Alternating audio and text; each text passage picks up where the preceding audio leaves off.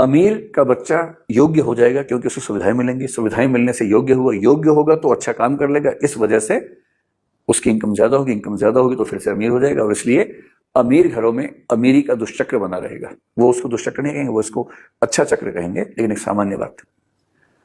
अब इसका विपरीत देखिए कि एक व्यक्ति गरीब है, पुअर है, गरीब घर में पैदा हुआ है, फिर बाद में उसका एक बेटा हुआ ए नाम का। क्योंकि ए गरीब है इसलिए उसको अच्छी शिक्षा नहीं मिलेगी, अच्छी शिक्षा नहीं मिलेगी, बचपन से उसको काम करना पड़ेगा, किसी चाय की दुकान पे उसको छोटू बन के चाय बेचनी पड़ेगी, पढ़ने का तो मौका मिलेगा ही नहीं। और इस वजह से ये बच्चा बहुत एबल नहीं हो पाएगा, ये आप कह सकते हैं कि अनेबल किस्म का बच्चा, अयोग्य किस्म का बच्चा होकर रह जाएगा।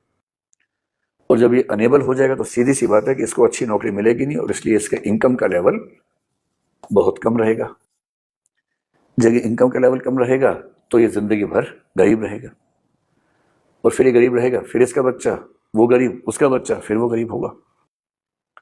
एक आध बच्चा संयोग से इस दुष्चक्र को तोड़ देगा, अखबारों में बड़ा बड़ा छपेगा उसके बारे में, और लोग ये भरोसा कर लेंगे कि गरीबी से हर व्यक्ति लड़ सकता है, जबकि ये बात सही नहीं है। गरीबी से लाखों में, हजारों में एक आध व्यक्ति लड़ पाता है, कुछ ही व्यक्ति लड़ पाते हैं।